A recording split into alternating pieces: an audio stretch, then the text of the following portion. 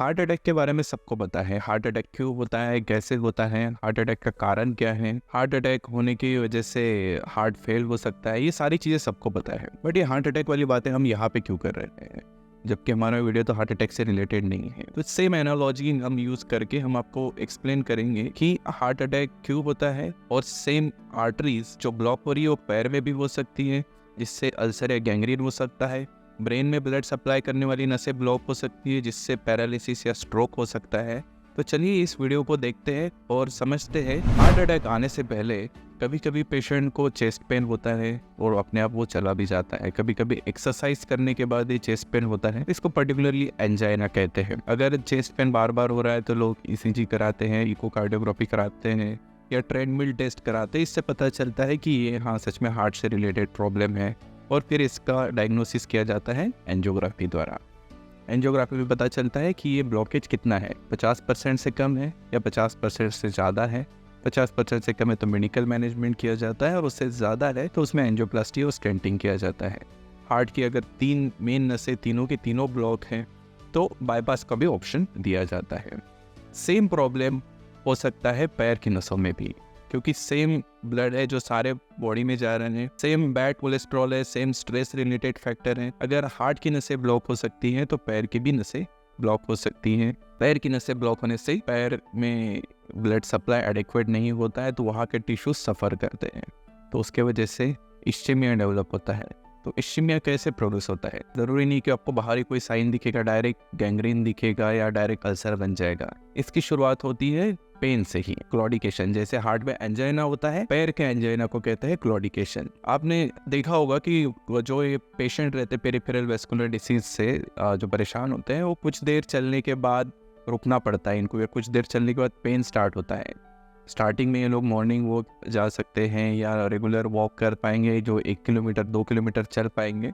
But धीरे धीरे ये डिस्टेंस कम हो जाता है। पहले जो 1 किलोमीटर चल पा रहे हैं, अभी 500 मीटर जाने के बाद ही उनको पेन चालू हो जाता है। ये डिस्टेंस कम होकर 100 मीटर तक आ जाता है। और जैसे जैसे बीमारी आगे बढ़ती है या ब्लॉकेज ज़्यादा बढ़ जाता है तो ये रेस्ट पेन का फॉर्म लेता है। रेस्ट पेन मतलब पेशेंट बैठे हैं, सोए हैं, तब भी दर्द होता है। और इस तरह ये बढ़ जाती है कि पेशेंट ना रात में सो सकते हैं, इनको पूरे टाइम या तो चेयर पे बैठना पड़ता है पैर नीचे लटका के, ताकि ब्लड सर्कुलेशन जितना भी हो सके मैक्सिमम जा सके। तो ये काफ़ी पेनफुल सिचुएशन होती है। इसी का जो रूप आगे लेता है अल्सर या गैंग्रीन फॉर्म में। तो अगर आपको कभी हार्ट अटैक आया है या ब्रेन अटैक आया है और आप हाई रिस्क कैटेगरी में आते हैं, जैसे कि आप डायबिटिक हैं, स्मोकर या टोबैको च्यूअर हैं, या फिर आपके बॉडी में बैड कोलेस्ट्रॉल पाया गया है, तो अगर ये सारी फैक्टर्स है तो आप हाई रिस्क कैटेगरी में आते हैं related to peripheral vascular disease. तो इसका आपको इलाज कराना चाहिए। तो डायग्नोसिस कैसे किया जाता है पेरिफेरल वेस्कुलर डिसीज में? एक सिंपल टेस्ट होता है, डॉपलर स्टडी बोलते हैं इसको।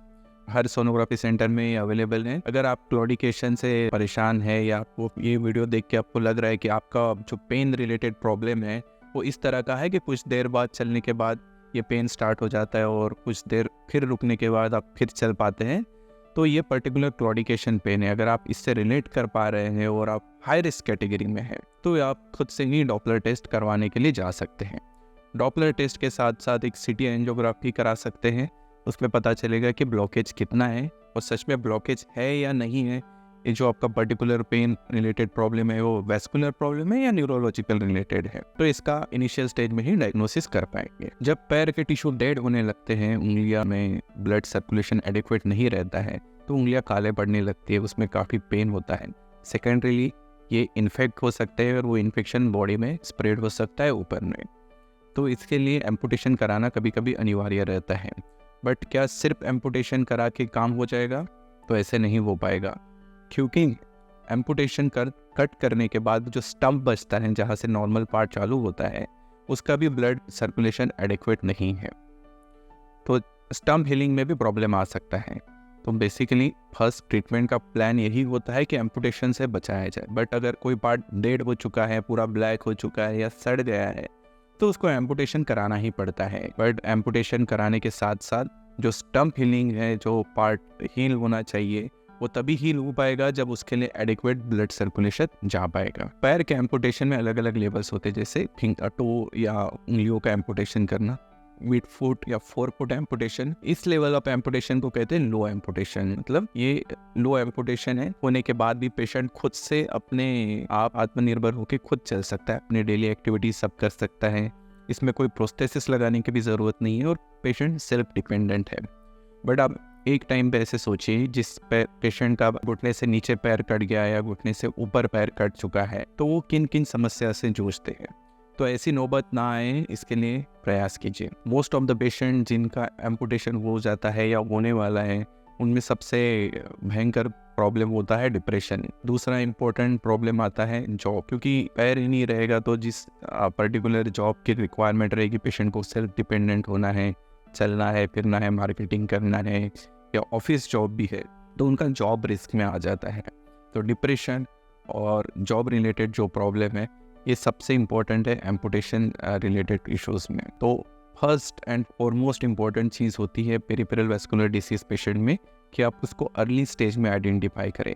अगर एम्पुटेशन की ज़रूरत पड़ती भी है तो वो लो एम्पुटेशन तक ही सीमित रहे, मतलब उंगलियां और 4 फुट एम्पुटेशन, ताकि पेशेंट खुद के बल पे सारा काम कर पाए, खुद चल पाए और उसका आगे एम्पुटेशन कराना ना पड़े। बट हमने देखा है कि बहुत सारे पेशेंट इस स्टेज में आते हैं जिसमें ऑलरेडी डैमेज काफ़ी बढ़ चुका रहता है, मतलब वो पार्ट वायबल नहीं हो पाता है। तो ऐसे स्टेज में हम एंजियोप्लास्टी करेंगे या कोई ट्रीटमेंट कराने के बाद भी एम्पुटेशन, बिलोनी एम्पुटेशन या कभी कभी अबोनी एम्पुटेशन भी करना पड़ता है। तो चलिए अब हम आप दिखाते हैं कुछ केस सिनेरियो जिसमें हमने पेरिफेरल वैस्कुलर डिसीज को डायग्नोज किया और ट्रीट किया है। चलिए बढ़ते हैं केस नंबर 1 पे। एक पेशेंट को काफ़ी दिनों से अल्सर था, लगभग 6 से 8 महीने से ये अल्सर से जूझ रहे थे और अल्सर का घाव काफ़ी बढ़ गया था। तो हमने इनका सीटी एंजियोग्राफी कराया। सीटी एंजियोग्राफी में पाया कि उनका पेट से जो बड़ी जो नसें निकलती है, जो ब्लड लेके जाती है दोनों पैर की तरफ, और जब हमने उनका हिस्ट्री लिया, एनालिसिस किया, तो उन्होंने भी क्लियर कट क्लॉडिकेशन का हिस्ट्री दिया कि वो कुछ देर तक चलते थे, 100 मीटर 200 मीटर तो उनको रुकना पड़ता था और अल्सर उसके बाद स्टार्ट हुआ। तो क्या हम ये पेशेंट का डायग्नोसिस तभी कर पाते जब हम उनको क्लॉडिकेशन प्रॉब्लम ही स्टार्ट हुआ और अल्सर बना नहीं था। आज के स्टेज में तो अल्सर बन गया है, तो उनका ट्रीटमेंट करना तो अनिवार्य बन गया है। और लेकिन अल्सर हीलिंग में भी जितना टाइम लगेगा एंजियोप्लास्टी और स्टेंटिंग के बाद, वो एक एडॉल फैक्टर बन जाता है। तो देखिए इस केस की तरफ हम मूव करते हैं। स्टेप 1 में हमने प्लान किया, इसके जो पेट से जो बड़ी नसें निकल रही है उनको ओपन करना है, और ये बलून के द्वारा हम उसको ओपन कर रहे हैं। पहले उस बलून के बाद ओपन करने के बाद जब रास्ता बन जाता है तो हमने उसको स्टेंट डाल के ये रास्ते को बना दिया है। तो ब्लड एडिक्वेटली नीचे फ्लो होने लग गया है। साथ साथ हमने पाया कि जो थाई रीजन में एक जो बड़ी सी नस रहती है जिसको बोलते हैं सुपरफिशियल फेमोरल आर्टरी, इसमें भी काफ़ी लेंथ तक लगभग 20 से 22 सेंटीमीटर तक का ब्लॉकेज है। ये ब्लॉकेज हमने वायर के द्वारा क्रॉस किया है और उसके बाद हम उसमें बलून एंजियोप्लास्टी करके रास्ता बनाते हैं। जब बलून एंजियोप्लास्टी से एडिक्वेट रास्ता बन जाता है तो स्टेंट डिप्लॉय करके इसको सिक्योर किया जाता है। अभी हम देखेंगे कि ये पेशेंट का 2 जगह पे ब्लॉक था, मेजर ब्लॉकेज थे। ये ब्लॉकेज जब हमने ओपन किए, एडिक्वेट ब्लड नीचे जाने लग गया, तब अल्सर भरने लग गया है। ये अल्सर की तस्वीरें हैं जो एंजियोप्लास्टी होने के पहले हैं और एंजियोप्लास्टी होने के 10 दिन बाद। अभी हम इसका अल्सर मैनेजमेंट का जैसे ट्रीटमेंट होता है वैसे चालू कर दिए हैं इन लोगों ने। एंटीबायोटिक के साथ साथ जैसे कोलेजन पार्टिकल ड्रेसिंग, वैग ड्रेसिंग, ये ड्रेसिंग हम आगे कुछ दिन तक कंटिन्यू रखेंगे जब तक एडिक्वेटली वो घाव भर नहीं जाता या उसमें एडिक्वेट ग्रेनुलेशन टिश्यू नहीं बन जाता। जैसे कि इसका अल्सर का घाव काफ़ी बड़ा है तो इसके स्किन ग्राफ्टिंग की भी ज़रूरत पड़ सकती है। ये हम तभी करेंगे जब अल्सर एडिक्वेटली ग्रेनुलेशन टिश्यू बना लेगा, उसके बाद स्किन ग्राफ्टिंग करके इसको कवर करेंगे। तो ये फाइनल रिजल्ट है। आप देखेंगे फर्स्ट अल्सर कैसे था और एंजियोप्लास्टी करने के 10 दिन बाद, और ये 1 महीने के अंतराल में जब हम एडिक्वेटली उसको ठीक कर सकते। चलो अभी मूव करते हैं हम केस नंबर 2 सिनेरियो में। इनको भी एंजियोग्राफी करने के बाद हमने पाया कि पैर में जो घुटने से नीचे नसें जा रही है उसमें मल्टीपल जगह पे ब्लॉकेज है और एक नस ऐसी है जो काफ़ी पतली हो चुकी है। हमने इसी नस को ओपन करके एंजियोप्लास्टी द्वारा रास्ता बनाया। इस वीडियो में आप देखेंगे कि ये फर्स्ट वीडियो है जिसमें हम प्री एंजियोप्लास्टी वीडियो है। एंजियोप्लास्टी करने के पहले जैसे ब्लड का फ्लो देखेंगे पैर में जा रहा है काफ़ी कम है, और ये सेकंड वीडियो है जिसमें एंजियोप्लास्टी करने के बाद ब्लड का फ्लो देखेंगे काफ़ी बढ़ गया है। बट इन पेशेंट का जो दोनों उंगलियां जो खराब हो चुकी है, काली पड़ चुकी है, इन्फेक्ट हो चुकी है, इसका एम्पुटेशन कराना ज़रूरी है क्योंकि ऑलरेडी ये टिश्यू डेड हो चुका है। तो ये एम्पुटेशन कराने के बाद स्टम्प हीलिंग में एंजियोप्लास्टी काफ़ी हेल्प करता है। अगर आपको हमारा वीडियो अच्छा लगा है, हमारा साइंटिफिक कंटेंट अच्छा लगा है, तो इसको लाइक और शेयर ज़रूर कीजिए और इस चैनल को सब्सक्राइब करना ना भूलें ताकि ऐसी ही साइंटिफिक चीज़ें हम आपके सामने लाएं और प्रेजेंट करें। धन्यवाद।